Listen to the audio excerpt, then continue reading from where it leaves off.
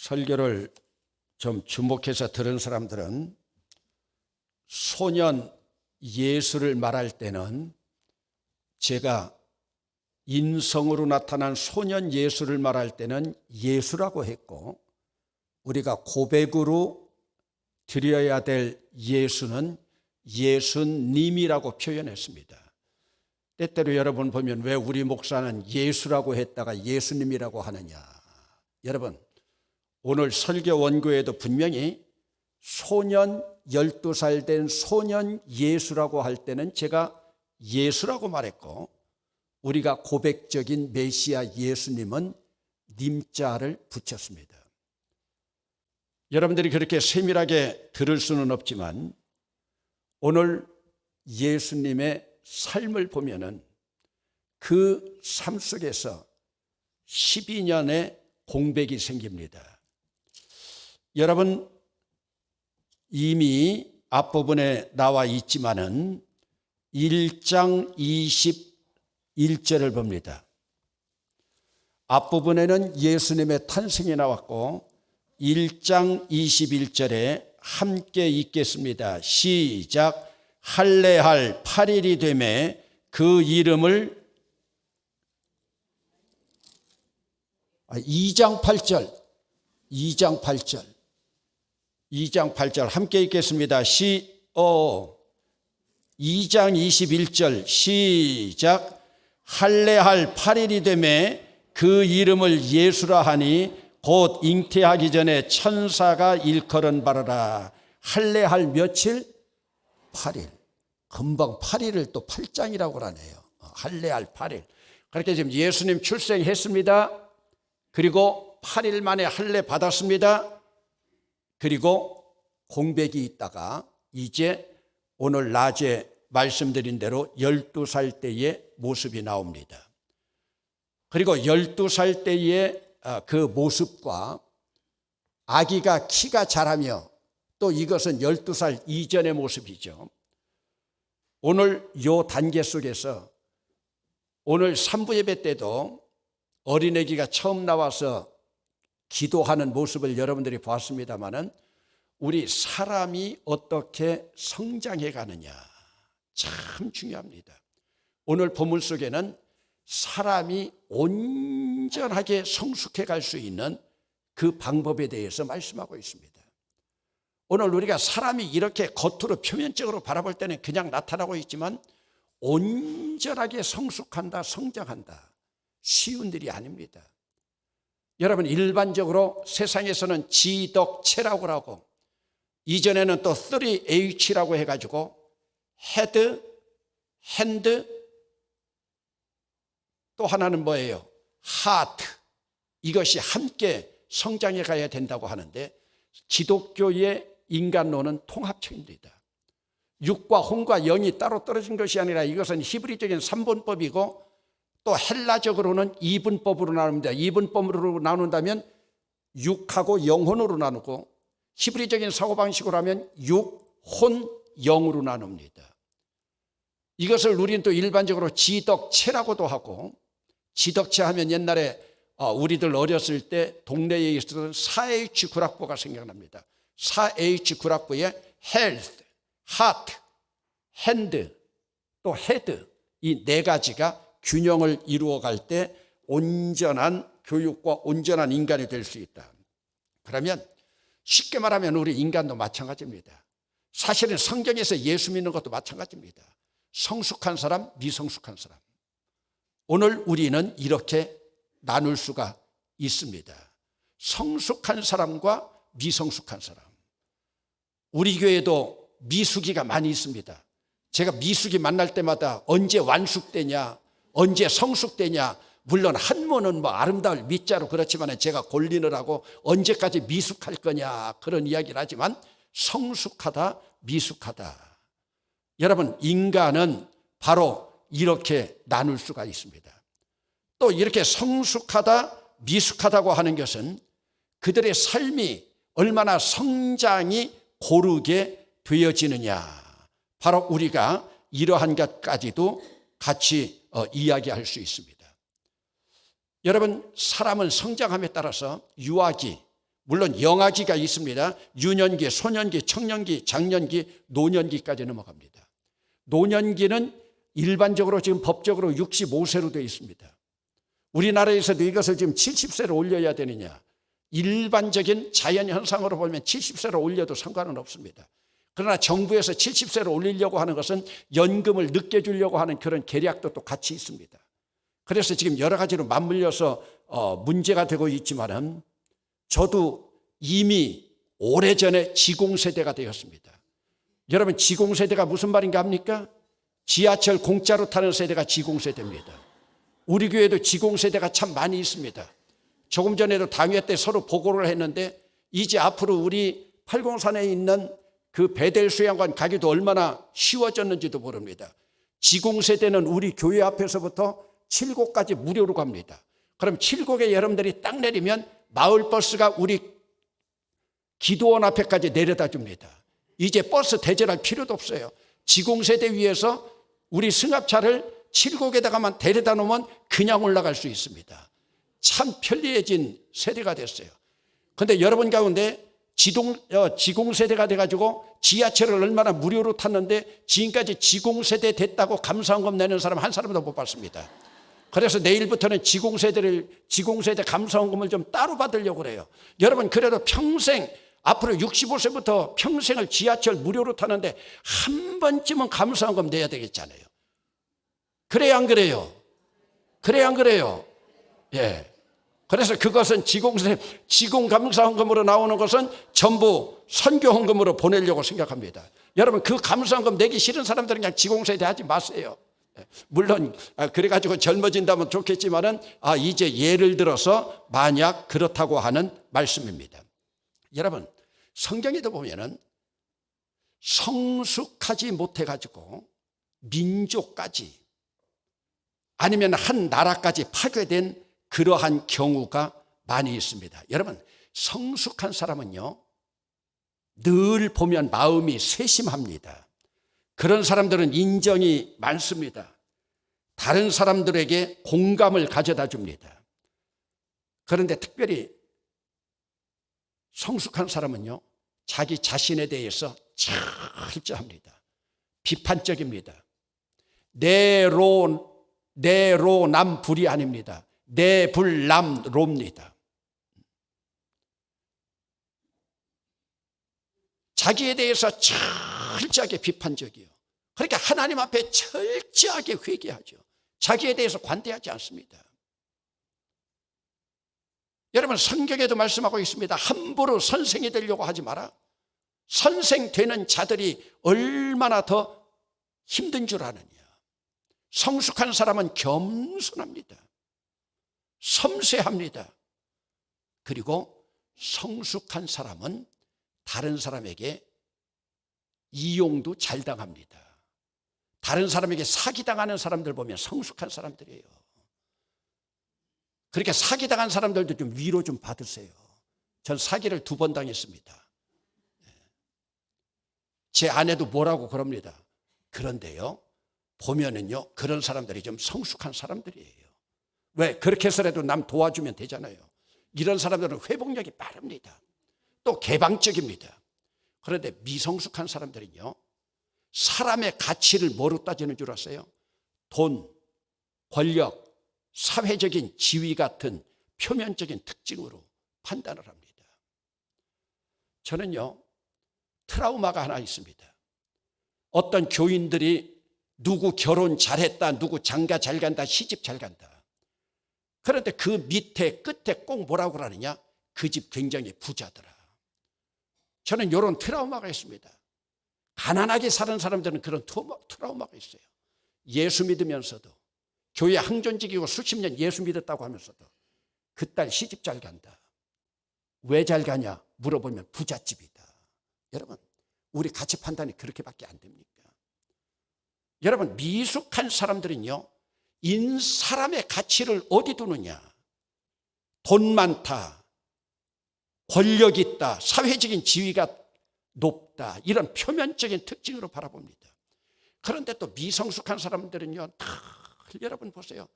다른 사람 탓해요. 나 때문에 그런 일 하나도 없어요. 저건 자식 때문이고, 저건 부모 때문이고, 저건 시대 때문이고, 저건 정치권 때문이고, 그건 너 때문이야. 이것은요, 성숙한 사람이 아닙니다. 그러면서 다른 사람 의견 무조건 묵살해버려요. 그리고 남을 깎아내려요. 이것이 바로 지식의 나무예요. 여러분, 오늘 우리가 인간 생활하면서도요, 대인관계가 얼마나 어려운지 모릅니다. 그런데 대인관계에 성공한 분은요, 예수님밖에 없어요. 그러면 예수님이 왜 이렇게 대인관계에 성공했느냐? 오늘 말씀에서부터 시작되기 때문에 그래요. 예수님은 지혜와 키가 자라가며 하나님과 사람에게 더욱 사랑스러워 가시더라. 여러분, 사람들과 부대끼면서 살아가는 것 쉬운 일 아닙니다. 사소한 부분까지도 신경 써야 됩니다. 그래서 여러분, 사람과의 관계 맺는 것을 포기하고 혼자 살아가는 사람들 많이 있잖아요. 연인하고는 헤어지고, 부부하고는 이혼하고, 친구끼리는 친교를 하지 않고, 회사 직장 출근을 해도 동료와 말을 섞지 않고요. 여러분, 좋은 관계를 유지하는 사람들도 많지만 우리가 일상생활에서 느끼는 관계의 모습을 바라보면 사람들이 힘들고 지쳐 있습니다. 이것이 바로 스트레스의 원인이 됩니다. 그런데 여러분, 성숙한 사람은요, 인간관계를 포기하지 않고 인간관계를 잘하는 사람이에요. 저도 때로 다른 사람들로부터 오지랖이 넓다는 이야기를 듣습니다. 저 본래 압니다. 오지랖 넓습니다. 파지 끌고 가는 리아카 보면 밀어주고 싶고요. 그 사람에게 호주머니에서 2-3만 원이라도 꺼내주고 싶고요. 여러분, 오지랖이 넓습니다. 왜 그래요? 사람 사이의 관계를 삭막하게 하지 않으려고 그럽니다. 그런데 여러분, 오늘 우리가 관계의 거리감을 갖지 않고 우리가 함께 교제할 수 있는 것, 저는 예수님의 관계 보면 예수님은 육적으로도 정신적으로도 영적으로도 예수님은 하트의 사람입니다. 하트의 인물입니다. 이건 쉽게 말하면 가슴의 인물이라고 할 수 있어요. 성경 가운데서도 보면은 예수님처럼 정서적으로 다른 사람들의 감정과 심장을 터치하면서 공감대를 형성하면서 친밀감을 가져다 준 분은 없습니다. 여러분, 예수님은 가난한 자들에게 갔을 때는 가난한 자들 편에 서서, 가늠한 여인 앞에 가서는 가늠한 여인의 그 입장에서 그 사람과 공감하고 있는 거예요. 나의 마음은 조금 제쳐두고 그 사람의 마음속으로 들어간 거예요. 여러분, 이러기가 쉽습니까? 이기적인 세상에서요. 오늘 성경 본문은 인간 생활에서 가장 중요한 요소를 다루고 있는데, 이 중요한 요소를 이루어가기 위해서는 예수님과 같은 이러한 성품으로 우리가 성숙한 모습으로 나아가고 있는 거예요. 여러분, 성경에서 성질이 가장 더러운 악질들이 등장합니다. 그 악질들 등장 가운데에서 헤롯 가문이 있어요. 여러분, 헤롯 가문은 대대로 그들이 왕으로 있으면서 그 지역이나 그 사회나 민족이나 나라를 다 망가뜨렸습니다. 여러분, 성경에 예수님 태어났을 때에 정권을 잡고 있었던 헤롯 대왕, 여러분, 왕이라고 하는 그 직분을 남용해가지고 베들레헴 인근에 있는 2살 이하의 사내 아이들 다 죽이라고 명령하잖아요. 여러분, 요즘 같은 세대에 보면 가당치나 합니까? 물론 21세기에도 이런 인물이 있지만은요, 김정은. 여러분, 2살 이하의 아이들을 다 죽이라. 쉬운 일입니까? 그 후계자 보세요. 헤롯 안티파스. 세례 요한의 목을 쟁반에 들고 오게 하잖아요. 세례 요한이 어떤 분입니까? 예수님이 말씀을 빌면 여자가 낳은 자 중에 이보다 더 위대한 이가 없다. 그 밑에 헤롯 아그리파 가보세요.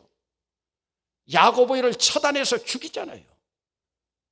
여러분, 여기에 대표적으로 지금 세례 요한 죽였다, 야고보 죽였다 나오고 있지만 그들만 죽였겠습니까? 그 외에 얼마나 많은 사람들이요.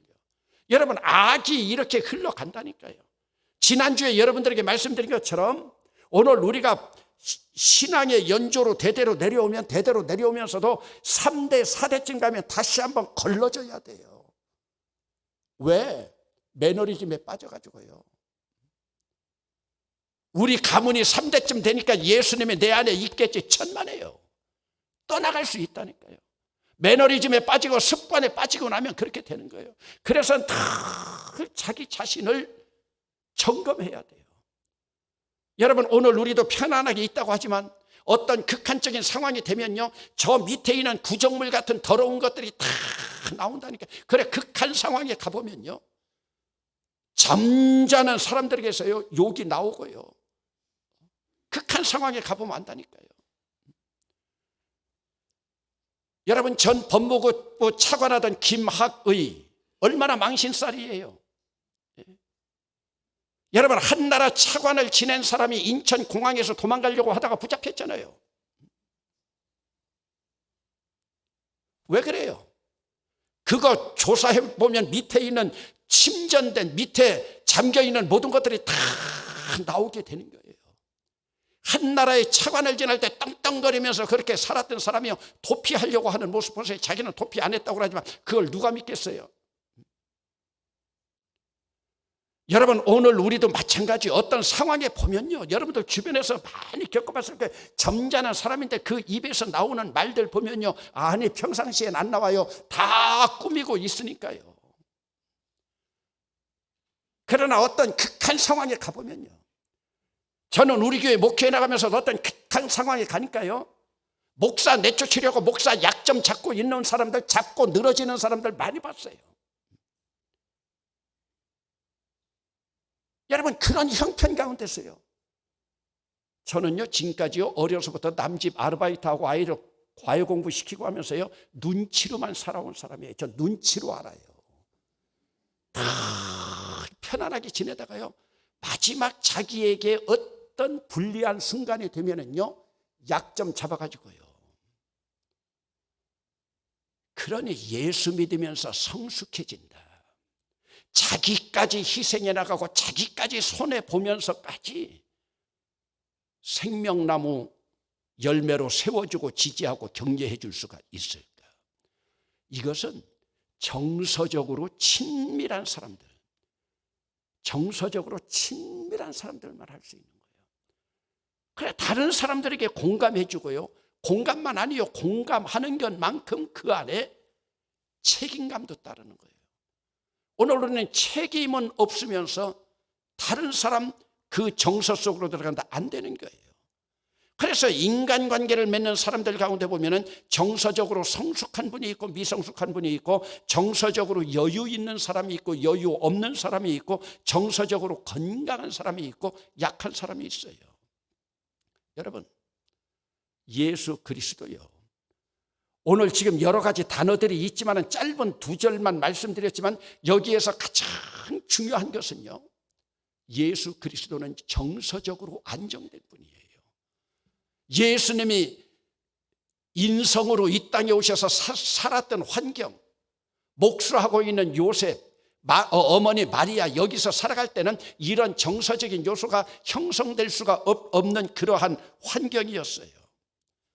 그럼에도 불구하고 예수님에게는요, 이 정서, 우리가 정서라고 하는 말을 많이 쓰고 있지만은 감정적인, 여러분 오늘 우리 감정이라고 하면요 육과 영과는 관련 없는 것으로 생각해요. 아니요.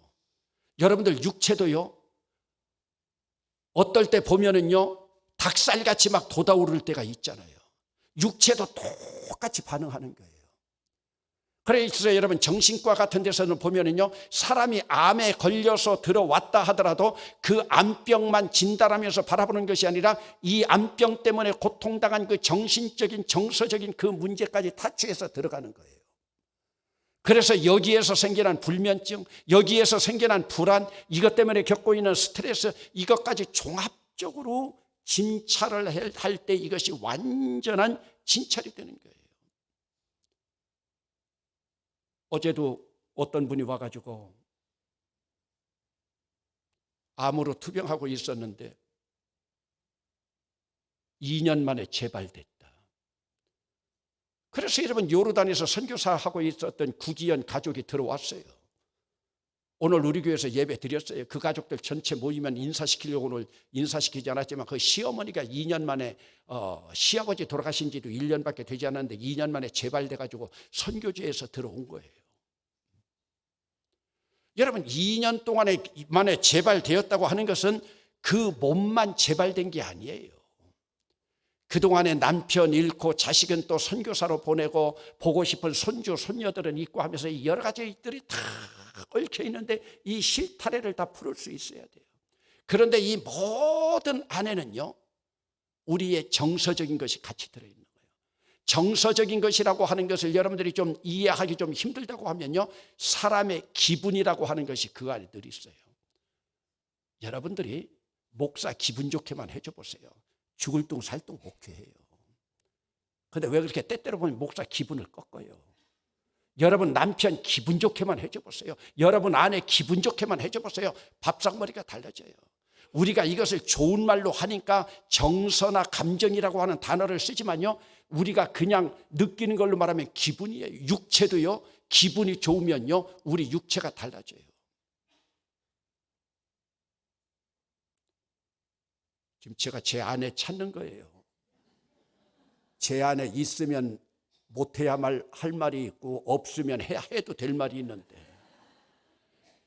제가 지금까지요 요 표현은 처음 하는데 제가 지금까지 영문과 나오고 영어 선생님 해가지고 영어가 제일 잘 됐을 때가 있었어요. 입에서 영어가 그냥 방언은사 받은 것처럼 그냥 막 술술술 나온 적이 있어요. 그건 언제냐 1988년에 제가 목사 안수 받고 우리 교단 대표로 몇 명하고 스위스에 갔는데 여러분 스위스 알프스 있는 산맥이 얼마나 좋습니까? 저 혼자 갔다고 안 그랬어요. 몇 명이 갔다고 그랬어요. 그러면 이제 우리도 교회 이렇게 외부에서 선교사들이 오면 교인들이 초청하잖아요. 그런데 우리 목사 둘을 초청한 사람들이요 제가 볼 때는 스위스에서 제일 예쁜 여자가 둘이 와서 자기 집에 초청을 한 거예요. 그런데 여러분 그때 목사 안수 받고 갔는데요 예쁜 여자들하고 이야기하는데요 영어를 생각지도 안 하고 그냥 막 나오는 거예요. 제 상대방도 그래요. 그래서 제가 거기서 놀랐어요. 사람은 기분이 좋고 엔돌핀이 넘쳐나가면 없는 지식까지도 그냥 넘쳐나는구나. 지금도 그 목사가 호주가 있어요. 저랑 같이 갔던 목사가. 그 목사 가끔 만나면 그 얘기예요. 자기도 호주에서 외국에서 계속해서 자기가 영어를 최고로 잘했던 때가 그때였대요. 그러니까 여러분 보세요. 사람이 기분이 좋면요. 여러분 신방하고 있는 여러분 부목사들 기분 좀 맞춰주세요. 그리고 기분 좀 세워주세요. 세 번씩 얘기해도 아멘은 아무도 안 해요. 여러분 보세요. 제가 얼마 전에도 그걸 겪었어요. 여러분 우리 교회 3.1절 예배는 우리나라에서 유명합니다. 대구에서도 좀 유명해요. 그렇죠? 방송사에 와서도 다 사진 찍어가요. 그러면서 여러분 3.1절에도 여러분 얼마나 우리가 감격스럽게 만세 삼창했어요. 그런데 그리고 나가지고요 임청각에도 다녀오고 우리 교인들 많이 만나는데요 그날 제일 감동적인 건 뭐였느냐 식당에 국밥이 끝내줬다는 거예요. 여러분 지금도 기억나요? 얼마나 많은 분들이 식당에 밥 맛있었다 그러면 그 말하는 동안에 예배도 멋있었고 그 말 한마디 못합니까? 설교도 은혜 받았고 그 말 한마디 못합니까? 식당 밥만 맛있다는 거예요. 그럼 여러분 우리는 식충입니까? 아니 그러면 여러분 밑바닥에 아니 목사님 우리가 3.1절 날 은혜 받은 건 당연하다고요? 아니요. 저도 들어야 돼요. 은혜 받았다 멋지다 소리 들어야 된다니까요. 저도 인간이요. 그 전에도 이런 얘기 했는데 김덕기 목사 비롯해서 부목사들이 은혜 받았다고 말하는 노에다가 미음 한 사람도 없었어요.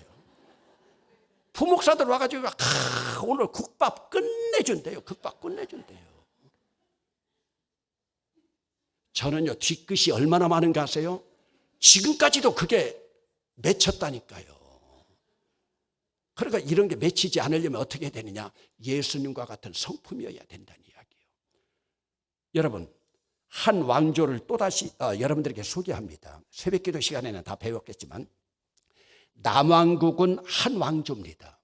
남왕국 한 왕조는 다윗 왕조인 줄로 믿습니다. 북왕국은 구왕조까지 있었어요. 구왕조까지라는 건 뭐예요? 쉽게 말하면 우리 이씨조선을 왜 이씨조선이라고 그래요? 이씨들이 이어왔으니까 이씨조선이죠. 그러면 남왕국은 이렇게 이어왔어요. 다윗 후손으로. 북왕국은요, 성씨가 쉽게 말하면 9번이 바뀌었어요. 9번 바뀐 가운데요, 3왕조는 시므리예요. 시므리가 왕이라고 하지만 얼마나 통치했는 줄 압니까? 7일 천하였어요. 그리고 또 6왕조의 살룸 왕노릇 얼마 한 줄 아세요? 한 달. 왜? 또 다른 사람이 쿠데타 일으키니까요. 그러면 북왕국에서 가장 악독한 왕조가 누구냐? 오므리 왕조예요. 오므리 왕조. 오므리 왕조 100여 년 동안에요, 나라가 얼마나 부흥도 했지만 백성들은 피폐했는지 몰라요. 오므리 왕조가 누구예요? 오므리 아들 아합 알잖아요. 아합은요, 부인을요, 이씨를 얻었다가 실패한 거예요. 이씨하고 결혼할 때 조심해야 돼요. 우리나라 이씨가 아니에요. 이세벨. 그 아들이 누구요? 아하시야. 어쩌면 왕이 난간에서 떨어져 죽어요. 그 밑에 여호람. 여러분 보세요. 요들이 한 왕조를 이루는 4대까지 갔지만 가장 악독한 왕조였어요. 왜? 아버지 피가 그대로 흘러온다니까요. 이것은 아까 헤롯 가문하고 똑같은 거예요. 그래서 오늘도 여러분들이 신앙의 연대가 여러분들에게로 대대로 내려온다는 건 큰 복으로 생각하지만 늘 여러분 대에서 아브라함처럼 신앙의 원년으로 삼는 개혁운동이 계속 일어나야 돼요. 그것이 매너리즘에 빠져버리면 장로 아들이라고 목사 아들이라고 내려오다가요, 그냥 캐세라세라 돼버리는 거예요. 교회는 다녀요. 세례도 받아요. 그러나 감격이나 구원의 역사는 그 안에서 나타나지 않는 거예요.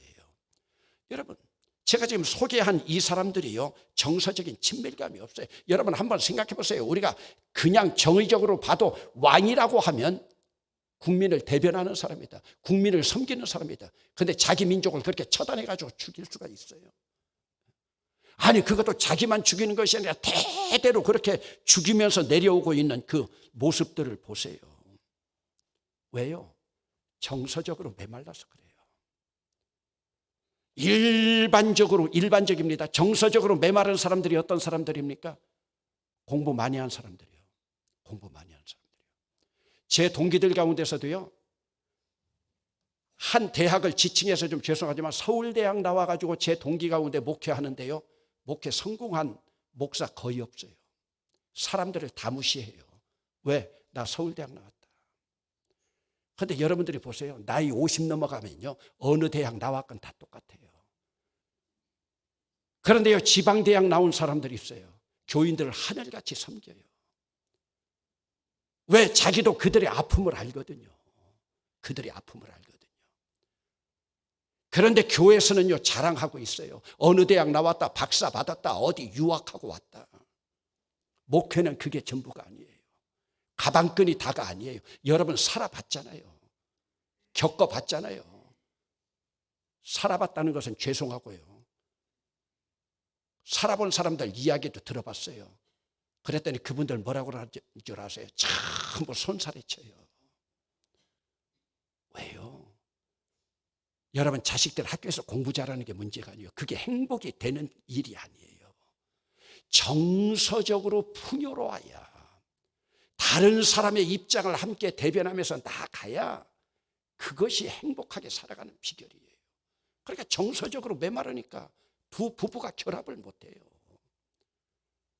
그러면 예수님은 키가 자라는 신체적인 모습만 아니라, 여러분 오늘 본문 속에서도 우리 원어에 보면 참 그 안타까운 것이 52절을 봅니다. 예수는 지혜와 키가 자라가며, 그런데 원문에는 그렇게 되어 있잖아요. 예수는 키가 자라가며 성령 안에서 지혜가 자라가고, 그래서 영어로 말하면 in 스피릿이 빠져버렸어요. 원어에는 분명히 있어요. 푸뉴마라고요. 그러니까 하나님의 영으로 같이 자라가는 거예요. 그러니까 지혜가 자라가니까 여러분, 지식이 아니에요. 가방끈 넓은 것이 아니에요. 세상을 바라보는 통찰력이 어디에서? 인 스피릿, 하나님의 성령 안에서 자라가고, 하나님과 사람에게서 더욱 사랑스러워 가시더라. 하나님과 사람에게서 사랑스러워 가시더라 하는 것은 따라합시다. 카리스, 원어에는 은혜라고 나와 있어요. 하나님의 은혜로 살아간다. 그러니까 여러분 보세요.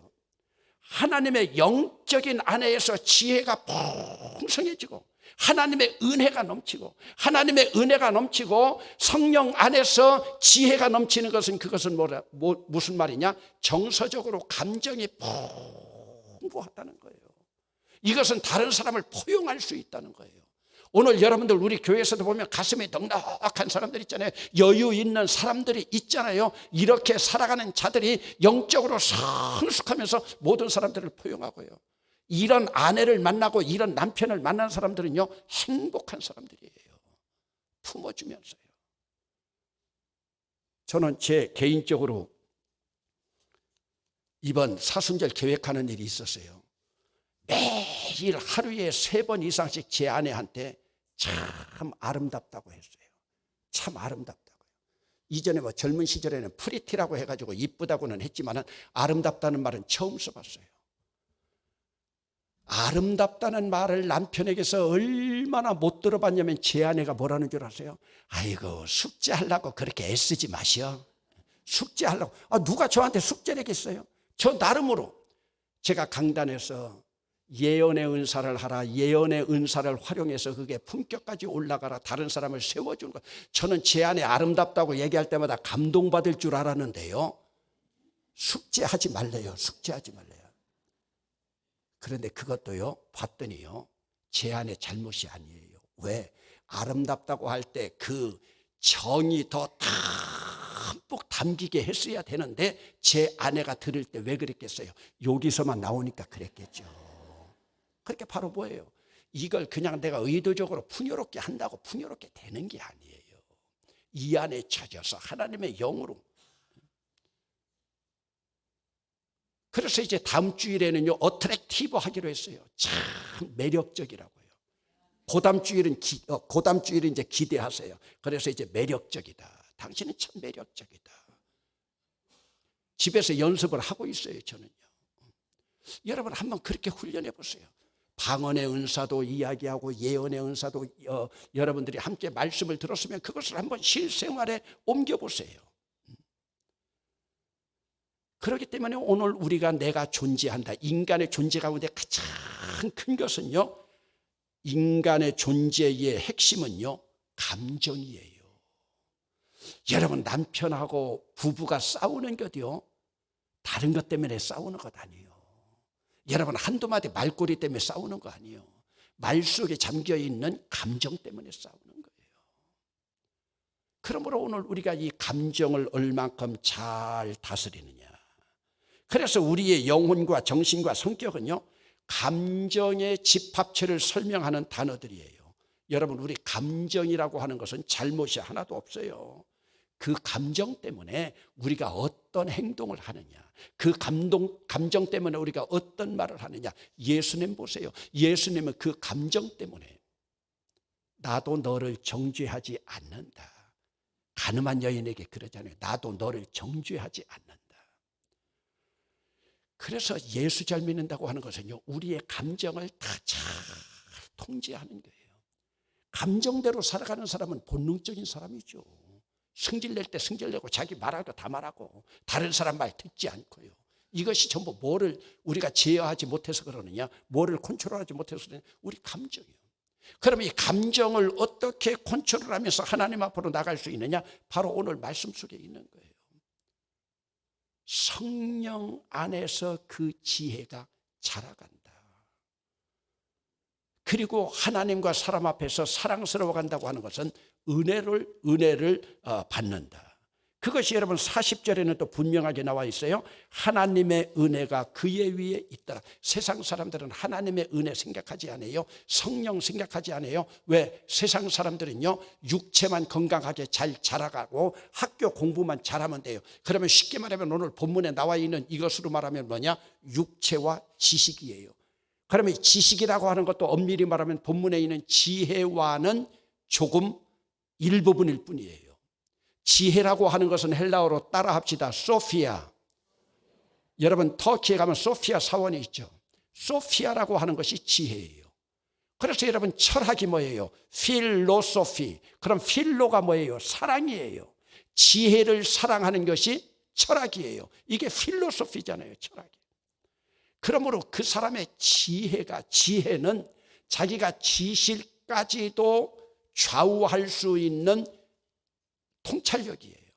그러니까 지식이 많은 사람이 하나님 앞에 으뜸이냐, 지혜가 많은 사람이 으뜸이냐? 지혜가 많은 사람이에요.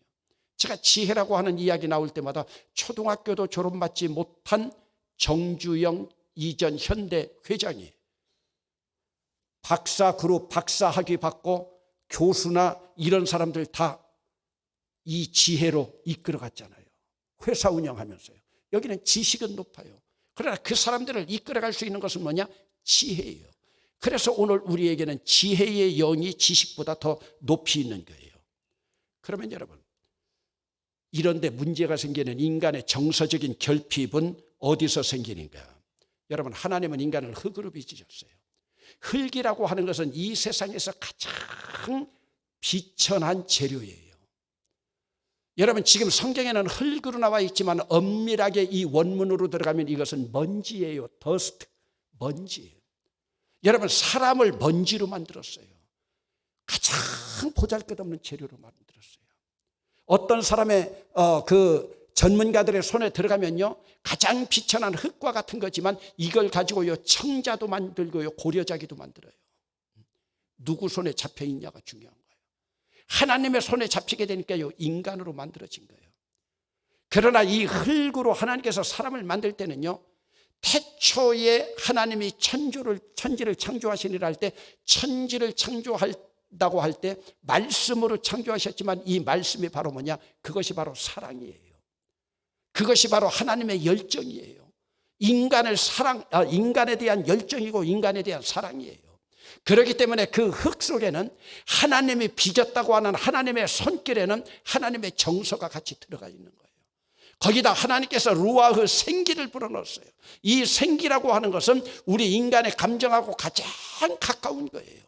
그렇기 때문에 우리 인간에게는 육에도 감정이 있고 우리의 영에도 감정이 같이 있는 거예요. 그래서 하나님의 영도 영으로 같이 나가는 거예요. 그러기에 하나님께서 이렇게 정서적으로 창조받은 인간이 하나님 앞에 영적으로 정서적으로 풍요롭지 않다. 죄 짓는 거예요. 풍요롭지 않은 사람들은 말로 표현도 잘 못해요. 표현하고 싶어도 훈련이 안 돼서 못해요. 그렇기 때문에 흙과 생기와 생명 속에 그 밑바닥에는 감정이 들어있는 거예요. 그 밑바닥에는 정서가 들어있는 거예요. 그 정서가 뭐냐? 다른 것 아니에요. 열정이에요. 하나님의 사랑이에요. 태초에 하나님의 말씀으로 천지를 창조하시느라, 말씀으로 창조하시느라 사랑으로 창조하신 줄로 믿습니다. 이것이 바로 하나님의 열정으로 창조하신 줄로 믿습니다. 그래서 이것이 요한복음에 보면 말씀이 육신이 되니 그 말씀이 사랑이 되어서 육신이 되어서 독생자 예수 그리스도 보내주신 거예요.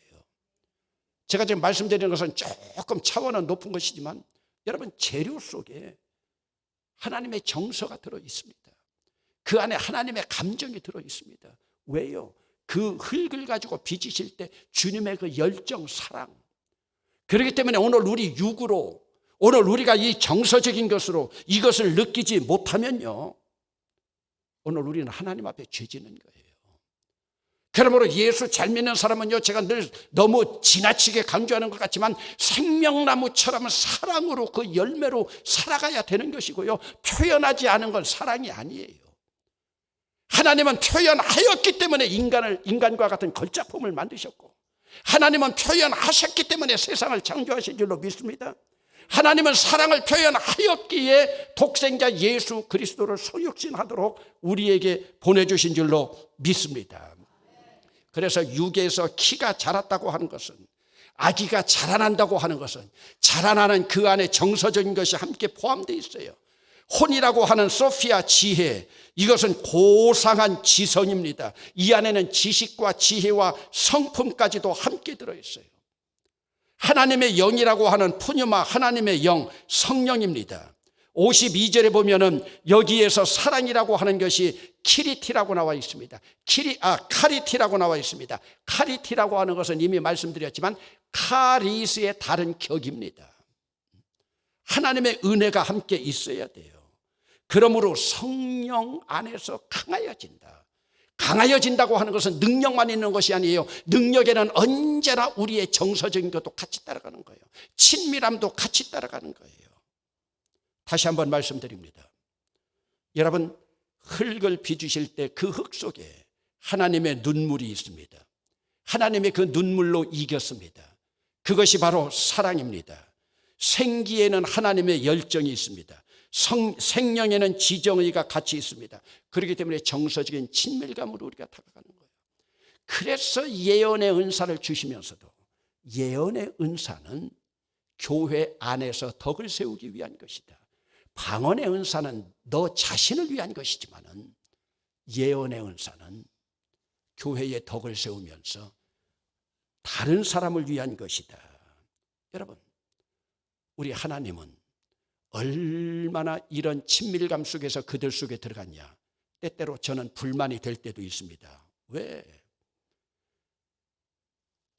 아담, 에덴 동산에서 쫓겨나서 하나님 앞에 불순종했는데, 아담 한 사람 때문에 우리가 죄악길 들어왔는데 내버려 두시지 왜 가죽옷 입혔나?